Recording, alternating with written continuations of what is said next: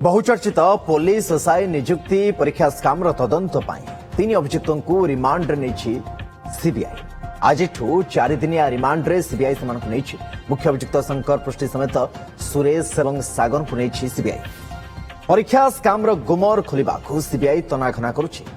Remand नेबा को अनुमति देइछन्ति स्वतंत्र सीबीआई कोर्टकर अनुमतिर आधार रे तीन अभियुक्तों को झारपड़ा जेल नहीं सत ओगारुछि सीबीआई।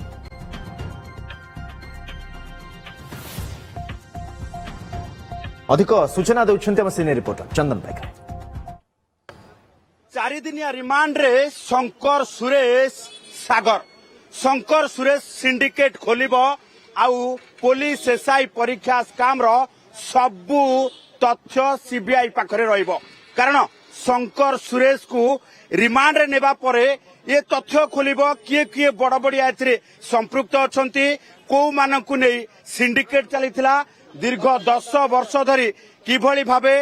ये जी देखिबा जे टंका देई चाकरी किणा जाउथिला एवं को बड़ बड़िया लोके सबु सुरक्षा देबा सहित पूरा सिंडिकेट रु भाग नउथिले एवं को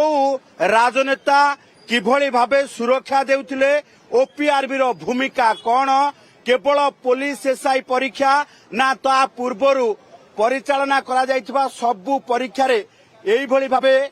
टंका देई चाकरी बिक्री करा जाइछि एवं ताकू नै पूरा तथ्य एबे सीबीआई बाहर करबा सहित शंकर सुरेश सिंडिकेट रो 10 वर्षर तथ्य पदाक आसीबो एवं 133 जबत मोबाइल रो डिजिटल एविडेंस को नै पूरा सीबीआई 4 दिन धरी घांटीबो ओपीआरबी रो